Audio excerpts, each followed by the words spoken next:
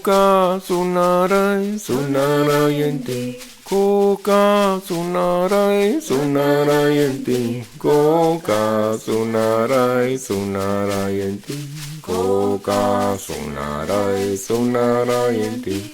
Koka sunarai sunarayanti. Koka sunarai sunarayanti. Hello, hi, welcome back to part two of this conversation with Swan Dao. If you just joined for part two, I strongly recommend you start with the first episode because it's really a biographical conversation. Welcome back, Swan. Thank you, Giancarlo. Very happy to be back on. So we stopped last time just when you were talking about living in community, living with seven flatmates, and you were starting to explain to what extent communal living is really one of the measure or the method for a stable and centered mind. Can you explain more what you meant? Certainly. For you to really explain, because you mentioned that you can do all the study in the world, but then you can think you're super conscious, you can think you're super aware, but then when it comes down to live 24/7.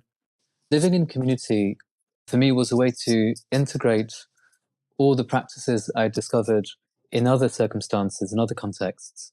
And I think we lack that in our society. And it's great to have workshops and seminars and retreats and festivals. They're extremely valuable, but life is not a retreat and life is not a festival. And it's very difficult for some that don't have those spaces and those people around them to engage differently, to relate differently, and living in community with like-minded people, with people who have the same intention, is a way to put into practice those things on a daily basis, and realizing that the social dynamics, how you feel after not just a week or a few hours or a few days with people, but a few weeks and a few months, change significantly. And I feel like, in a way, that's when the real work starts, when it becomes more sustainable, longer lasting. And that's what we need as a society today, more sustainability. Absolutely. But so, do you mind sharing your personal experience when you went to live with this group of people? So I was at the time sort of my official day job, but I was still a researcher and an assistant professor at university in Montreal, um, and I was training as a therapist and as a conflict mediator, and I was really seeing how, I grew up also seeing conflict as failure, like it shouldn't happen. Why are we arguing? Such a shame. It's sad. Whilst now I see and I encourage people to approach conflict not as a failed relationship, on the contrary, as something that is an opportunity to grow and to get to know each other better, to get to know yourself better, and to get to know the other person better, to grow together. Basically, we'll never see eye to eye with everything. We're bound to argue, and that's what makes life interesting. If we just agreed on everything, it would be boring. It's like, what do you think about this? I think the same thing. I want to do the same thing. And then what? So this unavoidable friction, tension, can actually be very interesting and empowering if we are to regard conflict as a means to grow together rather than failure. Can you be a little bit more specific on how did it work out for you guys? It was seven of you living in one house, so one kitchen. How long did you last? What was the takeaway, the insight? What was the difficult things? What did you learn? Did some people leave? There was some fight. There was a big turnover. Yeah, you wanted the juicy details, so to speak. But I don't want to describe it. It's not easy work. Like living in a family, it can be the most rewarding, nourishing, and meaningful thing, but it can be extremely challenging and sometimes unhealthy and conflictual. Um, so it does take patience. Sometimes we'd sit for 2, 3, 4 hours processing things, and uh, and then sometimes the following day we'll have to do the same thing for the same thing because it wasn't addressed properly. So there is also that side of it, and so How long you guys were living together? the community itself, or me and the community, I was there for a year. And then you joined, and then you left. You left community living, or you joined another community? No, then the pandemic hit, and that brought us apart. I did join other communities after that, but that was extremely tough. It forced me to, it forced several of us to leave the community. One person had asthma, and other people were concerned. As you can imagine, people had different levels of concern. So we went our separate ways, and we thought it was only for a matter of weeks. And you know what happened with the pandemic, and that led me to leave Canada. And that was an extremely tough time for me, a breakdown, you could call it, and a few other things happened. I ended up, you could say, it was a hard break with the community, but also with another relationship I started. I also broke the body in some ways. I fractured several bones, and I felt like I'd also broken my mind, for lack of a better term, because I also had a very difficult psychological experience, which involved psychedelics, actually. So the time after Montreal was extremely challenging, painful, and tough for me. I see. I'd love to know more about this psychological crisis you went through after COVID. I just have one last question regarding community. What is the positive outcome of that group work? Do you think it would improve the self knowledge and self improvement? Certainly. And, we call it group work and practices and processes, but then it becomes your daily life. It's becomes second nature. It's just what you do. You don't think, oh, yes, now let's sit down and apply nonviolent communication. Yes, you learn a few tools, but ideally then it's just how you live on a daily basis. And so that's when it becomes most meaningful, when it becomes integrated into daily life. And I developed relationships that are pretty unique. So some of them I didn't consider my friends, because there are some things I would do with my friends that I wouldn't do with them, but I also knew them extremely intimately, and more intimately than I knew some of my friends. And we mentioned, not being open to showing different aspects of our personality or of ourselves. So when we feel a little down, sometimes some of us prefer not to hang out with our friends because we don't want to show that side of ourselves. But seeing people going through all sorts of highs and lows and having them see you in this way, being fully seen, as I said, is extremely meaningful. So if you want to call that collective personal growth, sure, I think in all sorts of ways, it is one of the most meaningful things that you can do for so-called personal and collective growth. Nice. And then I imagine it would also give the opportunity to practice empathy and forgiveness and understanding, all things that we deeply need today, right?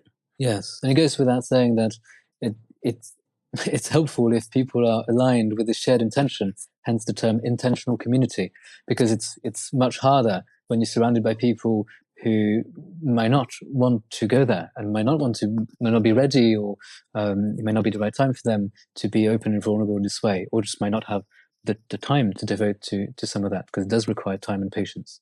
So some people want to practice that within their own communities in the larger sense, or in their families, with their partners, but it's difficult if there's not this shared intention to start with. Thank you very much. So now you had a pretty much of a meltdown, you were saying, and you had you left Canada, and that's when I met you, like in Barcelona. Like so what happened after COVID or during COVID? So as I said, I had difficult experiences, and I experienced the second depression of my life. I also had long COVID. I lost my sense of smell, and it was quite tough for me. And funnily enough, I think I had COVID again recently, and I've lost my sense of smell again. And I hope it won't last a whole year like it did the first time. But as I said, it wasn't just COVID. It was also being away from the community. The first time I kind of felt at home somewhere. So having lost those roots, there was also an emotional breakup, and there was this difficult psycho-spiritual experience that I experienced. And I eventually got over it, fortunately enough, and I moved to Georgia. Because I was working on The Voice at the time, I was engaged in a lot of embodied practices, and I mentioned contact improvisation that I discovered in my early 20s when I was 19, and I'd been practicing that, and I trained in physical theatre in Paris and various other physical practices. But I neglected the voice, partly because I was using it a lot in an intellectual and analytical way. So I was lecturing and I was guiding workshops, and I was very comfortable speaking in public and talking about things intellectually, but not so much exploring the voice in other ways, and that is in two main ways. One, obviously, singing, using the voice to chant, to sing. Even though I was, as you know, I had these amazing experiences in a chapel in Melbourne and many other monasteries and chapels and temples, but mostly as a passive listener. And I was amazed and bedazzled, but I would rarely take part myself. And another way to use the voice is to express emotions, and beyond emotions to make sounds. And it may seem trivial, but actually when you're around babies that can't speak, even babies who can speak, infants, they make all sorts of interesting sounds that we don't usually allow ourselves to make as adults. And I believe that actually these sounds remain trapped within us, and we can express a lot through sound. We have onomatopoeia, and we can go like, we have that. That's fair enough. That's fine. That's socially accepted. But there are a lot of other sounds that are not socially accepted and that we never make. And that's sometimes linked to emotions, like expressing anger. I'm not saying shouting, screaming is necessarily a good thing, but for people who've never allowed themselves to do that, perhaps people who were socialized as women, for example, who oftentimes are not allowed to express anger in those ways, it could be useful. And then all these sounds that we make as children and we make as mammals, as human beings, as animals, that are worth exploring. And so I discovered the Roy Hart Theatre, which basically, I'll give you the brief story because it's a good one. It's a German soldier during the First World War, I believe, who was a therapist and who heard soldiers agonizing on the battlefield. And obviously he was heavily traumatized when he got back. He was one of the only survivors. And he healed himself by imitating those agonizing sounds, those screams that his fellow soldiers were making. And he developed a therapeutic practice based on the voice. And a student from RADA, a famous drama school in London, became his disciple and eventually founded a theatre company mainly based on voice work. They acquired a property in southern France and they all moved there and also lived in community. So it was, again, as I described with Lecoq School of Physical Theatre, it wasn't so much just, look how beautifully I can sing. It was about exploring the depth of the voice as the main human instrument. And I became convinced at the time, just like I'd experienced with movement, that you could enter deep states of, let's call them trance, or expanded states of consciousness also through the voice. And I hadn't experienced that. I'd experienced it through movement, through the breath, and in other ways. And so I was really curious to find just as much freedom through the voice as I'd found through the body. And not just freedom, also discovering more about myself and about the world. It's fascinating. But so Georgia has something to do with the throat singer in Georgia, or actually it's linked to community living in a way, and to the balance to be found between the individual and the collective, which has always fascinated me, and which is why I also experimented and experienced in community, also part of my thesis. And I think what we're all trying to find, we're in an over-individualistic society, but you can easily imagine, and there are still overly collective societies perhaps, in which there is no place for the individual. So finding some sort of equilibrium and balance between the two is key. And in a way, through polyphonic singing, which is the type of singing practiced in Georgia and in many other traditional societies, you can also explore that. So basically, it's different voices singing different parts together. In Georgia, it tends to be 3-part harmonies. So there's a top voice, a middle voice, and a bass, a low voice. And what's so special about it is that when you sing your part by yourself, it doesn't necessarily sound good. So you need to sing alongside others in a particular way for it to sound so special. And I'll share with you a beautiful anecdote that Frank Kane, who is one of the people responsible for bringing Georgian singing to the West, shared with me. He was studying Georgian polyphony in great detail, and he just did not understand, because he would see classically trained singers, opera singers in the West, singing these songs, and they wouldn't sound quite as good as when traditional singers sang them. The only thing is, those opera singers, they had perfect posture, perfect training, perfect pitch, everything was perfect. And yet it didn't sound good. Whilst Georgian singers, they were half drunk, under dinner table, lying down, no posture, nothing. And yet, they would make these amazing, would sing these amazing chants and melodies and songs. And when he asked them, like, what's your secret? A Georgian singer looked at him and said, Frank, we're good mates. And that was it. They were good friends. They knew each other intimately. They'd been singing together for as long as they could remember. They grew up with these songs. And it wasn't about performing the songs. It wasn't about a big show. It wasn't about perfection. It was mainly about being together. And that's the real meaning of harmony. So now we are in Georgia. How long were you living there for? About half a year, I believe. And so what was next for you? So at the time, I'd already I established a human rewilding organization in France, and nature connection practices like foraging, learning about bird songs, about wild plants, tracking, and so on and so forth. Basically, languages, ways of relating to nature that we've completely forgotten. And I think we should spend a lot more time learning those wilderness skills, those bits of ancestral wisdom, so to speak, rather than debating the amount of CO2 in the atmosphere. Well, we should also do that and be very much aware of that. But on an individual level, recycling is great. We should do all of it and what we're doing now. But learning about the plants in your backyard, I think, is just as essential. So I was facilitating that. I'd already started in Montreal, and I was, in addition to my academic position, giving a lot of workshops. So mainly theatre and so human welding and tantra, conscious relating. And so I continued doing that in Georgia and in other places during the pandemic. But then I started being nomadic and moving to different places to teach and to offer my own work, to organize my own events, retreats, and festivals and seminars. After Georgia, I briefly visited Colombia, where I spent time with the Kogis. I believe you are familiar with the Kogis. I think you recommended the famous documentary Aluna, amongst others, on that beautiful tribe from Colombia. And I eventually founded the Institute of Devotional Arts, and it's linked to what is described with Georgian polyphony, which is very simple. It's basically recovering the place of art within life and at the service of life. As I said, art that is not so much about putting on a show, about the most skilled artist, performance, perfection, let alone about the art world and selling your art, but it's about community and divinity. And that's what art, I believe, was always about.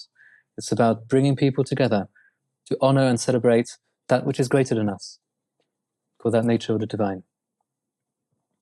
And Oscar Wilde famously said that all art is useless. And I fundamentally disagree. I think it's a historical mistake. I think art is useless now because we've turned art into this category that's separate from life and that sometimes no longer serves life. And that's fine. It's fine to have art that denounces things, art that is political protest, art that is self-expression. That's all well and good, and I'm happy we have that kind of art.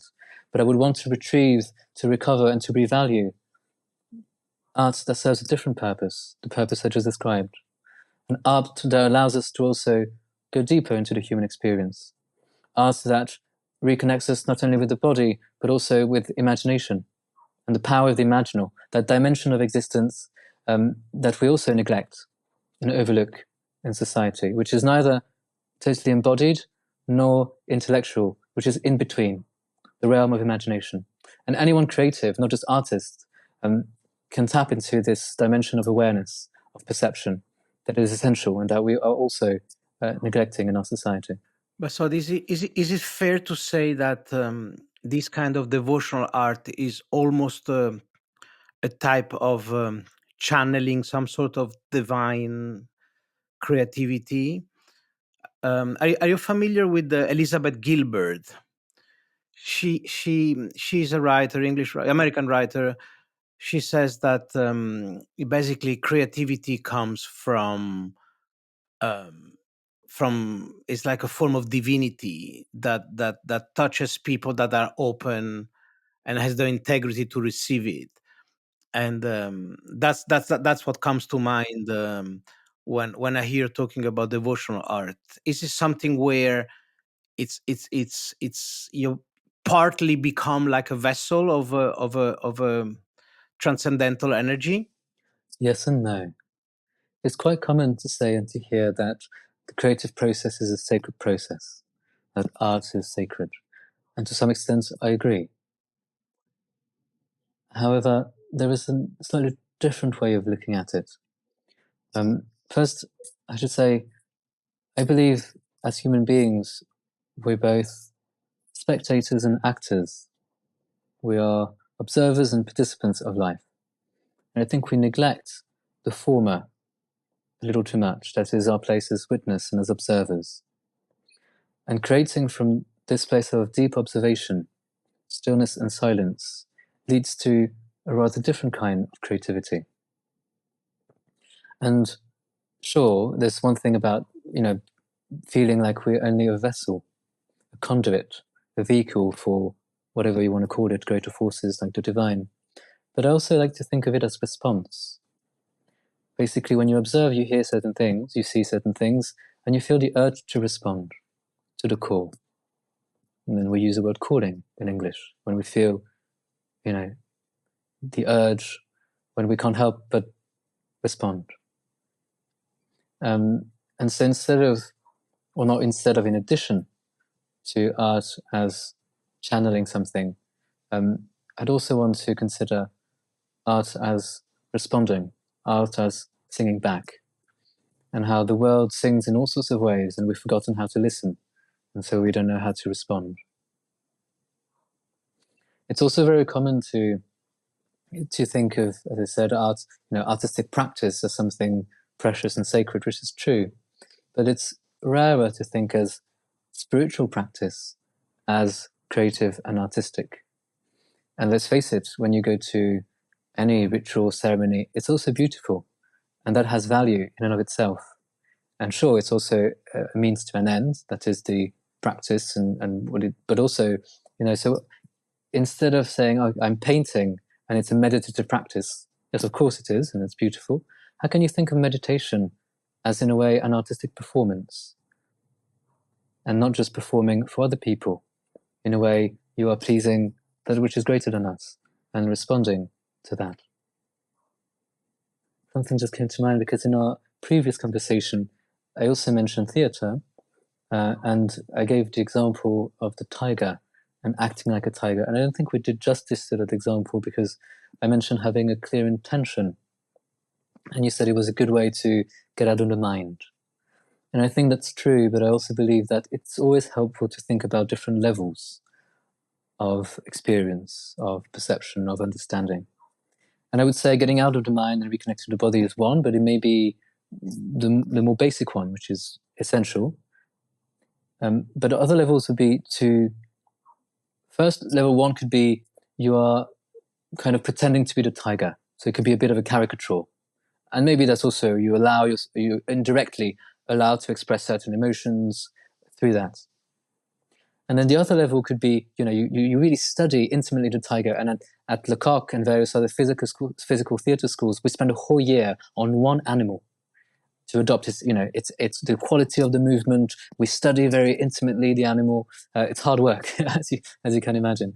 And so on that level, say level 2, then it's not just a caricature of the animal and being like, I'm a tiger, then it's a lot more subtle than that. And they know things and they see things and they feel things about the animal that other people may not see at first sight, at first glance. And then it could be an even deeper level. And that is, what if you were to sit with a tiger, actually go to Africa, wherever there are tigers, Asia, and just observe and be with the tiger? What if you were to even try to dream about the tiger and also engage with the tiger on this more imaginal level? And I think we criticize anthropomorphism, but I think anthropomorphism can actually be quite helpful, because one way is to think, we are making nature like us. But another way to approach it is to think, this is our way to try not to try. This is our way to understand and to relate to nature through imagination, through the body. And when shamans and other spiritual guides, for lack of a better term, embody those animals or those experiences that people have when they take certain substances, they get to relate to nature in a much deeper and subtler way, and subtler ways. And through theoretical practices that allow you to enter this state of trance. At this state, I would say, It is a state of trance, which is just another state of consciousness. You can understand things about the tiger very intimately, and not just the tiger, also the shared living essence that you share with the tiger, the interrelationship. And I mentioned the tiger, and it's kind of easy enough for us to think, oh yeah, it's a mammal, and I see it has eyes, and it cares about its whatever, so it's easily enough to relate. But what about a plant, for example? And it may seem ludicrous and foolish to us to think that we can interact with plants because we're not an animist society. But for most of human history, people did believe that other entities, other life forms, have what we call soul spirits, or are not just inanimate matter, are not just automata, are not just robots without a conscience, without consciousness. And so what, again, you could just pretend to be a plant, but what if you were to sit with the plant, eat nothing but one plant for 3 weeks, sleep with the plant, and see how then you begin interacting with that plant? And in traditional practices, that's what they do. You go. People do that these days, and they go to the Amazon. But you don't need to go to the Amazon. Just eat nettle, for a month, and have nettle on your bedside table, and start reading myths about nettle, and see how deeply you can understand nettle, and see what that reveals about your relationship to the natural world. Thank you. I think what I understood is that while you were explaining this idea of devotional art, did a couple of comments, which is example of the tiger. I said there was a way to get out of your mind. Then I called devotional art like a vessel, and if I understand correctly, you said, okay, that's the first level, but then there is a dance, there is a reciprocity with the sacred, which need to be cultivated, and which it's a much deeper experience than just being out of your mind or being a vessel. And I hear you when you talk about try to in the vegetalismo practice, there is diet where you eat the only one plant for a year, 2 years, to really start a relationship with that specific plant kingdom. So I understand. Thank you so much for the clarification. I appreciate, Giancarlo, I appreciate that you used the word reciprocity, because it is precisely about infusing the world with greater relationality. We talk about interconnection, that's nice, but how can we actually experience it on a deeper level? And I do want to emphasize, rather than trying too hard, which we're all also tempted to do in our society, starting from a place of greater observation and silence. And that's how children learn, and that's how we learn best. And we need to unlearn a lot of things, and we need to learn a lot of things again, as you know. And to use another analogy, perhaps I will shed greater light on these different levels. I mentioned briefly my love for a practice called contact improvisation. And I wanted to say a brief thing about improvisation to also illustrate what I mean. Level comedy improvisation, usually, so all improvisation is about, say, attention. You need to be acutely aware of what's happening, so attention. And you need acceptance. The basic rule of improvisation is yes and. You have to, you accept what's happening. Yeah? And then the third thing is action. You have to do something about it. And when it comes to comedy improv, so what's happening, you observe, you are attentive, and then you accept, okay, yes. And then you suggest something, you carry out an action that is supposed to be interesting, it's supposed to make the plot more compelling for the audience. Maybe it's supposed to be funny. So that's level 1. Now, contact improvisation, which could be level 2, you could say here, you're not necessarily trying. Now, perhaps you're more of a vessel. And because you're not using speech, language, it's obviously a lot more embodied in a way. And so you're just going with the flow and listening to how other bodies react in this different way. And then with practices which could be considered a type of improvisation, and we mentioned systemic constellations, to use the example that we cited in our previous conversation, but also paratheater or other forms of theater. In this case, as you said, you're more of a vessel, but you start from nothing. So when you are doing, obviously, a systemic constellation, you're not trying to be interesting. You're not trying to embody anything. Like, you're not trying to, what's the tiger like? I'm going to pretend to be a tiger. You're not pretending to be anything. So there's greater emphasis on the first step, which is that deep attention. and then you're moving. So the action doesn't come from something making something interesting. It doesn't even come from flow. It comes from silence and stillness. And it takes time and patience. Just like, as you said, eating a plant for a whole month and see what happens. Beautiful. But so just to continue on the institution for devotional art, you mentioned the word tantra. But so what, there is a lot of confusion, as you know, nowadays of, this tantra, the neo-tantra, sexual liberation, sexual empowerment. Can I ask you your personal experience with that discipline? How did it start? How did it evolving? What did it give you? How you're integrating with your work? So it started. So I studied strands of classical tantra in an academic setting, but when it comes to neo tantra, which was more embodied and especially relational, basically I was engaged in various spiritual practices. So now we're back to my early 20s. I was like, oh, this is nice. I'm meditating by myself, but I was seeking relational practices that were also more intimate. And I mentioned nonviolent communication, which was one, but I also wanted to connect in other ways. And that's how I discovered Neo Tantra. And at the time, I was with old school groups, so to speak. Everyone was in their 50s, 60s, and I was by far the youngest. And I wasn't that interested in the sacred sexual side of things. That came later. It was mainly about relating to people on a deeper and more intimate level. And what I was dissatisfied with, what I grew dissatisfied with, was and disillusioned with, in a way, was that it remained quite binary and heteronormative, and I never quite, was never quite able to fit in those categories. That is, we have women wearing red and men wearing white, and they circle around each other. And to me, they were replicating a lot of things that society were teaching us that I didn't really feel comfortable with. And there's a lot of talk about sexual energy, but there's actually little practice, so to speak, when it comes to sexuality. And so then I discovered what is sometimes known as sex positivity and the BDSM world, and that is approaching sexuality in a freer way. That's not to say that everyone is having sex with everyone all the time.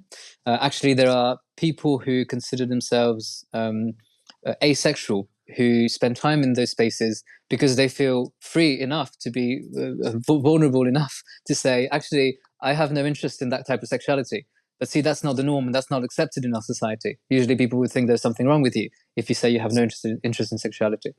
So just to use an extreme example of how, of those spaces offering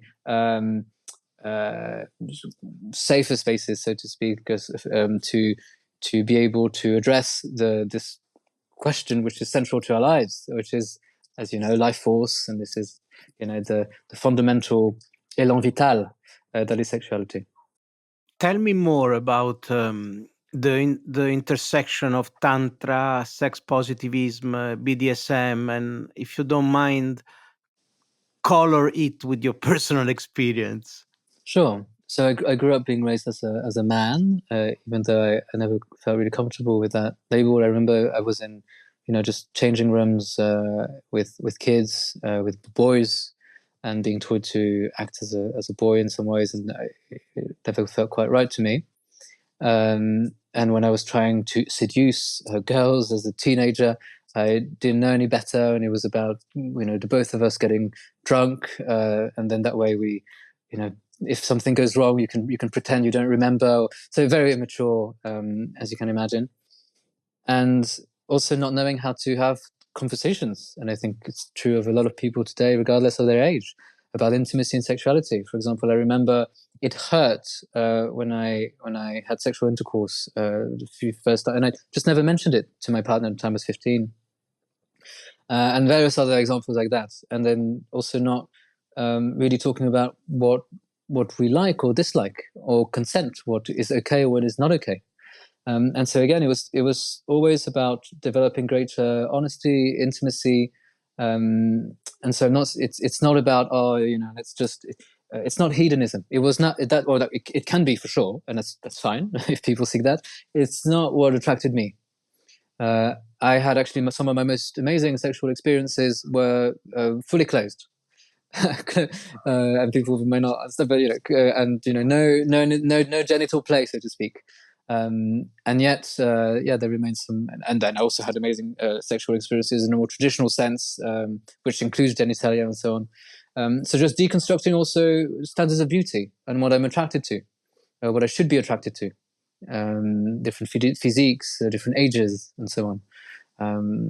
So the whole journey through tantra and my whole life has been about deconstructing everything and trying to really embody that and to see at different phases of my life what was nourishing and how I could be most honest with what was present for me and for others in the space. Yeah, no, I think this is very useful. That's why I'm keeping you for 3 hours, because I hope that your story, I hope your story and your a life dedicated to deconstructing will inspire people to just don't surrender to the limitation from the cultural conditioning or the family conditioning, and keep on deconstructing, because I feel that's where truth and freedom lies. People may not see the connection or relationship between social liberation and addressing a topic like sexuality, but I ought to reiterate and stress the famous feminist slogan that the person is political, that you think that what is happening inside of the bedroom is just between you and your partner or the person you're connecting with, but not at all. We are reflecting society in all sorts of ways, and patriarchy and systems of oppression and repressed feelings, and sexuality is one of the most intimate ways in which you can address that. It has to do with your body, with your emotions, with the way in which you relate to the other person. It's, we feel a lot of shame around sexuality. It's taboo in many cultures. So it's not sexuality as such is beautiful, and we could keep talking about it, but it's also about how through addressing the question of sexuality, you can be empowered to realize you can be empowered to find freedom in other aspects of life. So say, take consent, for example. If you learn to say no, or to ask to express your desires, your preference and your boundaries, which takes self-awareness and then the courage to communicate those things in an intimate setting. And again, gender is quite important here. I've been with several people who were socialized as women and who told me, people in their mid-30s and older sometimes, who said, I've never been asked about what I liked or not liked. Something as basic as that, and what if we could or could not do things, because we go with the flow, and the flow is not something we've really chosen. And so learning to say no in this intimate context, and to say, actually, I don't want that right now, even though this is what we're supposed to do. This is what we've been sold, so to speak. This is what we see on TV. This is what the media sells us, and so on. Saying we could do things differently is hugely empowering, and then you realize in lots of other aspects of life, in all aspects of life, you can do things differently. Yeah, this is very well said. Do you mind commenting a little bit on BDSM? Sure. So briefly, it's again very stigmatized, very taboo, but it need not be. And now there's such a thing as conscious kink, as it's called, and kink is sometimes used as a synonym for BDSM. And BDSM, I would say, mainly focuses on power dynamics. But the interesting thing, also from a sociological perspective, is that, as Foucault says, relationships of force or power dynamics are found everywhere, are unavoidable. They're not necessarily bad. They become pernicious and when they are fixed, and that becomes domination. Worse still, when you don't see them, when they're invisible. And when you use those, when you reveal those power dynamics or play with them, it's also a way, like theatre of the oppressed, to deconstruct those power dynamics. And it need not involve sexuality and, again, genital play, because when people hear sexuality or sex, all of a sudden, most of the time people think, okay, genitals, orgasm. And what I'm saying here is that sexuality obviously is much broader than that. And when they think BDSM, they think people whipping each other and then having penetrative sex. which is again not the case. It can involve some of that, but it's actually much broader and much more interesting than that. And it can be, I think, also therapeutic and healing in many ways. It can also be re-traumatizing, and there are also always different facets of any practice, be it meditation or BDSM. But I think it can be a very valuable practice, and it could also be very playful and simple. It need not be this, dark practice that people sometimes imagine. Do you mind explaining a little bit the mechanism behind possible healing result from this BDSM practice? Does it have to do about trust? What is the mechanism where this practice can be healing? So I think it's similar in a sense. Again, there are lots of different BDSM practices, and now I'm thinking of enacting different rules, and that's how it can be tied to theatre and to ritual, and to recovering things like rites of passage that we don't have, or reliving traumatic situations in a different way. But I think we don't just need to express them verbally, to say, oh yes, now I realize I'm able to share it verbally with my therapist or with my loved ones. I went through this was my trauma. We need to experience it, express it, process it on a deeper level.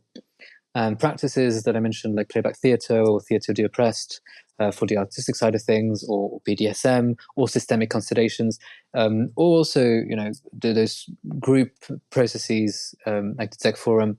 Those are all ways to heal in deeper, more embodied ways. And I'm using the word healing in its original etymological sense. That is not just to make you feel better and to fix certain things and to address pathologies, which is what a lot of psychotherapy today is about, but not only to deepen your experience, but also to be whole. Healing shares the same etymological root as wholeness.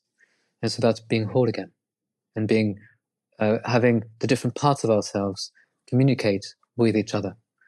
And here there's the famous debate within psychology between individuation and having different parts. And I think on some level, talking about different levels, all paradoxes are resolved. And on some level, we have to be happy with the paradoxes. And on some level, we have to navigate between the different paradoxes. But I think it doesn't matter if you, so much at this stage, if you think, I need to be whole, as in I need to be one and for everything to make sense, or I need for my different inner parts to be in dialogue with each other. But what I do think we need is to first listen deeply to what needs to be felt and shared and experienced. This is so interesting. But so, how would you say this different approach to psychology, the parts approach and individuation approach, how would they interpret the potential healing property of BDSM differently or not? Yes, I'm sure they would. I don't know if I want to explore that too deeply. It's a very interesting question, and again, one would have to explore, well, which BDSM practice are you actually talking about? Again, we're talking about basically playing with power dynamics in an intimate way, if I'm to use this very broad definition. And then again, what kind of individuation, what kind of part work? As a philosopher, I can't really give you a broad and vague answer to this. Okay, this has been so interesting. I feel I have access to this incredible source of information that I can push in any direction and I get smart answers. Okay, so I know you're not a philosopher of mind, but I would like still to ask you. I don't know how much you've been following. There is finally more and more exploration of the paradigm where consciousness is fundamental, is primary, right? So there's been Bernardo Kastrup with a bunch of new books. There's been a lot of physicists. Basically, just to make it clear for the listener, is this idea that you could say that H2O molecule create water, but it's not wet, right? That's the example that they use. Whereas people that believe that consciousness is primary is not a result of a complicated neurophenomenon in the brain, but it's primary. It comes before. It's this idea of mind before matter. My question to you is, like even Sam Harris' wife, Annika Harris, just came out with the audiobook on this idea that consciousness is primary, and the subtitle of the audiobook is once you understand consciousness as primary and fundamental, you understand the universe better, and that's for sure. But my question to you is, don't you think that if once you surrender to this theory, don't you think that it would also allow to understand yourself better? It's funny you said to surrender to this theory. What do you mean by that? Believing in that, Believing in that. there is, yes, believing that there is a cosmic consciousness that is is primordial, is a fundamental fabric of society even before time and space and matter. Because if you do, and I just want your idea, but I feel that would explain so many, paranormal phenomenon and the psychedelic experience and the life after death. And I mean, I can tell you my opinion, but I want yours, which is much more informed and expert. So first, I want to say that I don't think life is an equation to be solved. And I think we have to come to terms with, the aporias and paradoxes, and we need not try to make sense of everything in this analytical way, as you know. Now, we could go deep into the philosophy of mind exploration that I see you're very interested in and that I studied as well. And I think that could be a whole podcast rather than me giving you a sophisticated answer on philosophy of mind and consciousness. I also I'm a little wary sometimes of these studies because these people don't have clients and patients and real people. And even great theorists like Ken Wilber, integral theory and so on, are they really working with people, or are they ivory tower philosophers? And of what use is your great theory, even if it's true, if it's not pragmatically true? Pragmatism, as you know from our common friend Jorge, is what works, what makes a difference in people's lives. And so I've now favor an approach that very much includes still intellectual understanding. I don't want to undermine the importance of that, but that starts from practice and that is grounded in practice, in lived experience, in felt experience. And I think there's nothing new under the sun. I don't think we're making great scientific discoveries. We're rediscovering things in different ways. We have a different language, just like, and maybe some things are a little more sophisticated. And yes, we have technology and we're able to achieve in a way certain things was never achieved, to acknowledge that. However, I also think that in the past we knew and can understand things in very deep levels. And I think as people are rediscovering indigenous traditions now, let's ask, how are those cultures? So instead of a philosophy of mind perspective, I want to encourage a more anthropological approach. Basically, that's my answer. I don't want to ask, what does the cleverest scientist and philosopher think about this by themselves, even their own experience? I want to ask, what do millions of people have experienced for millions of years in different cultures, and how do they express it? As in, how do they explain it? Do they write about it? How would they? I'm more interested in the experiential and anthropological and historical questions than the critical, analytical philosophy of mind questions. Obviously, both can inform each other and both are interesting. But so to answer your question, do I think consciousness is primary? I think our reductive materialist worldview is obviously partial, but I also think that all our worldviews are partial and limited, but that they're also true. So glass half full or half empty. You decide which perspective you want to adopt. For example, there's a famous atheist, I forget his name, Sam Harris, I think. Yes, Sam Harris, one of the four horsemen of atheism with Richard Dawkins and a few others, a neuroscientist, criticizing religion, critiquing religion, said that he's a possibilian because he thinks, I can't quite remember his definition, but he said that all religions are wrong in some way. And is it true another way? I can't quite remember I can't quite remember what he said. It doesn't really matter. What I mean to say is that I think that if you dig deep within any tradition, and I use tradition in a broad sense, in a way of relating and interpreting reality, philosophy of mind, science are just different ways. Then you will get to something that is real, with a different language, just like we have different words to describe different objects. And just like one language itself, we know is limited. And you mentioned how when we communicate an emotion to each other, we lose lots of information. But it's not just the information that we communicate through the word that we've used in one language. I am sad, I am happy. When you say that, you say it with a particular tone of voice, with a particular body posture, and all sorts of other things that we can detect and understand and relate to in other ways that we don't pick up on just through language. Which, so unfortunately, this conversation is bound to be limited because we are sharing ideas. And so I can't help but think, is this conversation part of the problem or part of the solution? And I think it's both, and it's fine. And I hope it'll give people some ideas to think about. But what I would recommend is not so much, getting lost in ideas, even however interesting and fascinating it can be, and I've been there. But I think in our society, if anything, if something is of interest to you, read 3 books, listen to 3 podcasts, but then go meet the people who are living whatever it is in their daily lives, or go experiment, go experience it, and in different ways. That's what I would recommend. So when it comes to consciousness, let's have a conversation with lots of people from different cultures, with different backgrounds, to talk about their experience of consciousness. That would be of greater interest to me than having a grand theory about the nature of consciousness being prior to matter, or something along those lines. Sorry to disappoint Giancarlo. No. But my question was much more practical. I didn't want to have the grand conversation about. Oh, I see. Sorry. You should have interrupted me.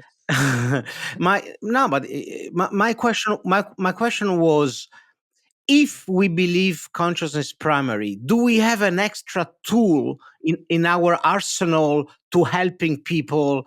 I don't know which word do you like, to heal, to find themselves, to self-connect, to connect with other. I don't know which one is your favorite term, but and then that my question was, like I asked you, how can BDSM be healing? I'm asking you, how can the belief of consciousness as fundamental be healing? Thank you for clarifying the question. I apologize for misinterpreting it. Can belief be healing? I'm not sure that mere belief can be healing. I think it always goes deeper than thinking. Depends what you call belief. So I don't want to get too philosophical about this, but if I believe that Lisbon is the capital of Portugal, or I believe that my mother loves me, these are already quite different beliefs, Or I believe in the dignity of the human race, yet another level of belief. So I think, to answer your question, we'd really have to dissect what you mean by belief. But without going too philosophical on this, I really want to understand the root of the question and what prompts you to ask it. What do you want to get out of it, so to speak? Okay. What's the aim? What's behind the question? Okay, fair enough. I feel that when, for people that are interested in this, self-inquiry and inner journey, to understand and resolve their inner conflict and potentially development trauma, and to reach some, like a more harmonious relationship with self and other. This idea of having a cosmic design, for me, would help in the process of letting go, in the process of life happens for me and not to me. This idea that, like when I met my wife 20 years ago, she would say that, what would she say? She would say something like, trust the universe. And I was very confused by this sentence. I was like, the universe seems awfully distracted to me, and I don't know if he can help everybody. But now, with all this work, including the work I did with you in that famous holotropic breath work, where I had a full-on blown mystical experience, that connection with the divine, with this idea of a primordial consciousness is, I find personally, very helpful in getting out of my head, getting out of these very earthly, non-significant and non-important problems. Does it make sense? Yes, thank you, Giancarlo. Well, I remain a pragmatist, an anarchist, and a pluralist at heart. So I don't want to say live and let live, and if it works for you, then great. But in a way, yes. I was like, follow your intuition. Rather, this is what is meaningful to you and what speaks to you now. Rather than trying to convince everyone, which I don't think you're necessarily doing, that this is the one and only truth that you found, and that will now solve everything and help the whole world. I'm not saying that's what you're saying at all, but that can be the tendency. Really following, and this is quite individualistic of me to say, but wherever whoever's listening now, wherever you're at in life, what inspires you? The former motto of the Institute of Devotional Arts was "Memento qui te inspirat," which means remember that which inspires you. And so in a world where we're overwhelmed and bombarded with information, and we don't know where to start and where things end, and if it will ever end, and if it will ever start, I was starting small. And I don't see spirituality as an endless series of peak experiences. I'm much more interested in the ordinary daily life and in deepening our humanity, a bottom-up approach, if you will. And I think the deeper we go within our humanity, somehow we cannot but end up finding some sort of divinity. Can you elaborate on this last concept? When you go bottom up, how did you end up to find divinity? There are various ways in which one can interrogate or explore reality, right? And what we've been focusing on is mainly external, studying things out there with tools. And we've neglected looking within. But there are lots of different ways to look within and also to share what's within externally. It's not simply sitting in silence and breathing, which could be sufficient and could work for some, but not for others. So my advice, if there's to be advice, is basically start with one practice that you attracted to, that makes you not just see things from a different perspectives at the level of belief, but really experience things in an embodied and imaginal way, differently, and see how this, just like addressing sexuality, can then become a portal, a window, a springboard for all sorts of other types of realizations or awakenings, if you want to call them that, about a place within the collective, within society, within the world, perhaps within the universe. Understood.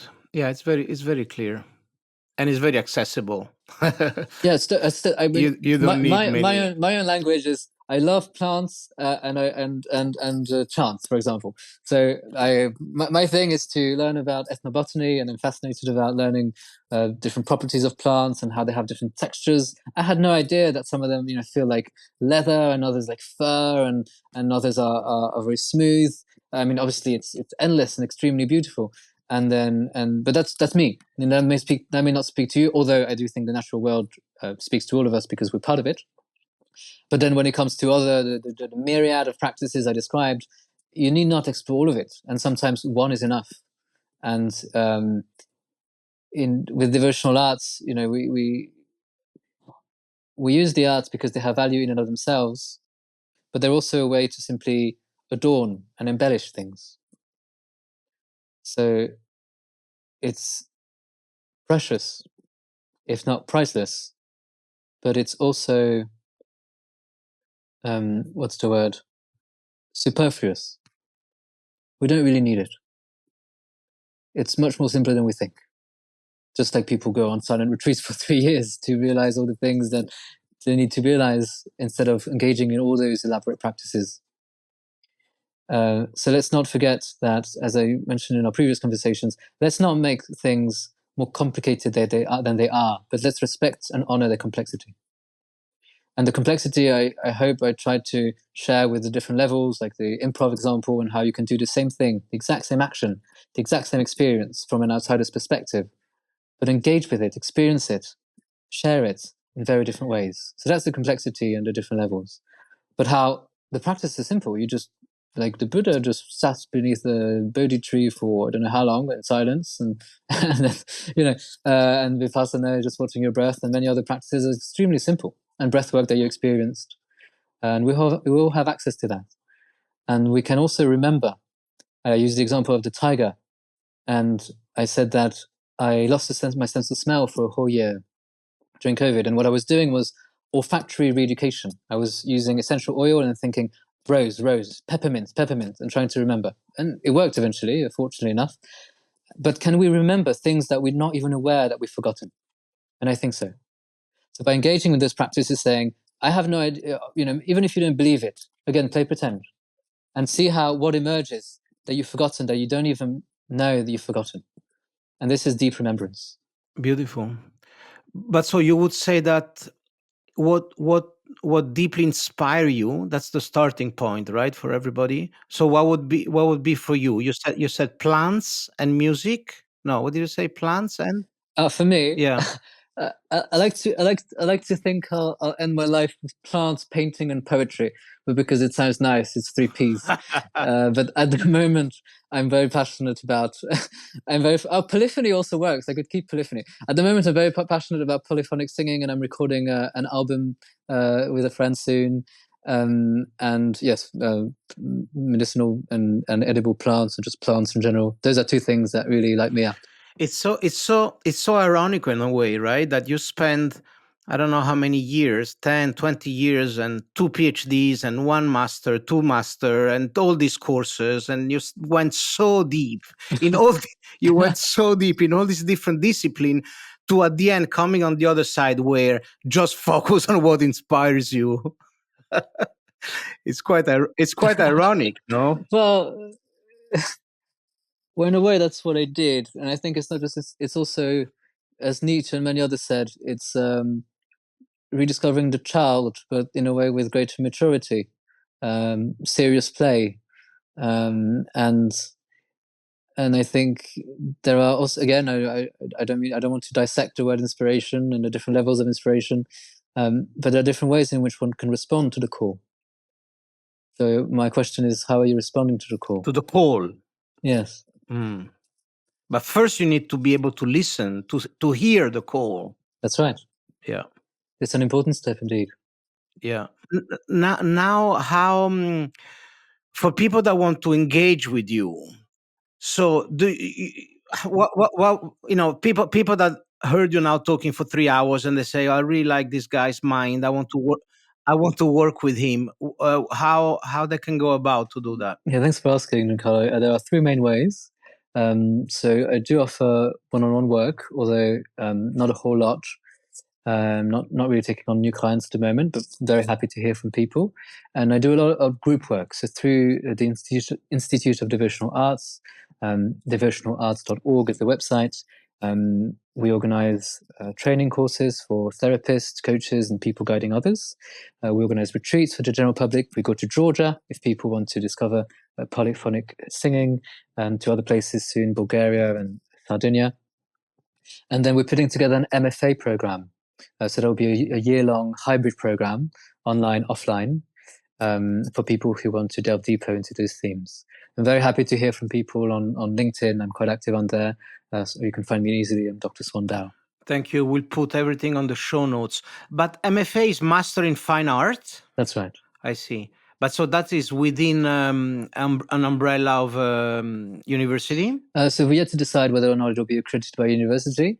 We may be collaborating with the Aleph Trust, which is accredited by Leeds University, but that's not clear yet. So we're currently putting together the program. So I'm very happy to share more with you once we are clearer as to what we'll offer. Amazing. And I hope we're going to have you as a visiting therapist or visiting scholar or visiting facilitator or visiting inspirational guru to Ibiza, to our long-term retreat Diffuso, we want to invite some special character like you to share your gift with us. I should be delighted to contribute and serve as best I can, Giancarlo. We talk about, we didn't mention devotion much, but I'll briefly share that I do think we all have this urge deep within us to simply give thanks. We talk about observation and change and personal growth, but in our individualistic society, I think we need a little less of personal growth and focusing on ourselves. And even not just the collective, but let's not forget the transpersonal. And there's a reason why we're using the word devotion. Words like praise and worship, we rarely used outside of organized religion. And to me, devotion is intimately interwoven with service. What can you do? What's the best thing you can do to serve others? So when I talked about inspiration, and then when I talked about relationality, I don't think inspiration is just about you and about you deepening whatever you are experiencing and being the greatest person you can be and living your best life. I think in the end, like any real spiritual teacher would tell you, it's about service. It's about giving back, and it's about giving thanks. Oh my God! Now you open another major topic. But so let me just ask you quickly. So, how much personal development is too much? Where do you draw the line? I feel that some work is needed until there is some sort of inner peace. Maybe not complete, but I'm not talking about a narcissistic personal development, self-centered, but I feel many people need to address some of their issue, because even like service from an unhealed point of view might be counterproductive, don't you think? I totally agree, Giancarlo, which is why, other categories and levels like Ken Wilber's integral theory with growing up to waking up and so on are helpful, and all the work needs to be done. But it also depends, we have to look at this on a case-by-case basis. Where are you at in your life? What phase of life are you in? What wounds do you have to address? Of course, it really depends on the individual and where they're at. And I think traditionally, in some communities, not all obviously, guides, mentors could tell people, this is where I think you're at and where you should go. And it's a great tragedy that we've also lost those mentors and mentors, and also this rites of passage where you are encouraged to say, well, at this age, this is a good time for you to transition and to move on to the next phase. So it makes it confusing, because we all go through lots of different phases at different times in our lives. Some in our midlife crises, some in our spiritual emergencies, and everything in between. Beautiful. Thank you so much, Swan. I find it extremely interesting, and I hope that our audience also will love this conversation as much as I did. Thank you very much for coming. Thank you so much, Giancarlo. I was very pleased to speak with you again. Bye. Bye. Koka sunarai sunarayente. Koka sunarai sunarayente. Koka sunarai sunarayente. Koka sunarai sunarayente. Koka sunarai sunarayente. Koka sunarai sunarayente.